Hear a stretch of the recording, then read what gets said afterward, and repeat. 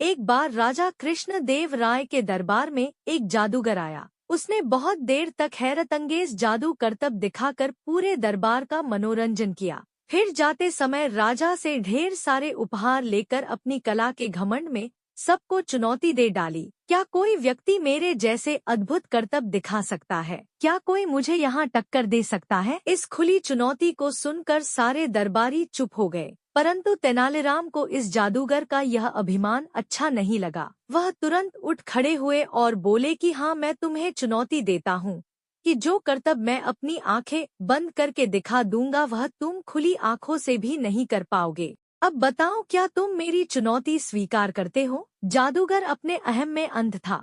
उसने तुरंत इस चुनौती को स्वीकार कर लिया।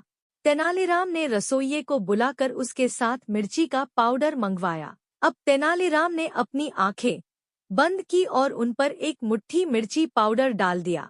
फिर थोड़ी देर में उन्होंने मिर्ची पाउडर झटक कर कपड़े से आंखें पोंछकर शीतल जल से अपना चेहरा धो लिया और फिर जादूगर से कहा कि अब तुम खुली आंखों से यह करतब करके अपनी जादूगरी का नमूना दिखाओ। घमंडी जादूगर को अपनी गलती समझ आ गई। उसने माफी मांगी और हाथ जोड़कर राजा के दरबार से चला गया। राजा कृष्ण देव राय अपने चतुर मंत्री तेनालीराम की इस युक्ति से अत्यंत प्रभावित हुए। उन्होंने तुरंत तेनालीराम को पुरस्कार देकर सम्मानित किया और राज्य की इज्जत रखने के लिए धन्यवाद दिया।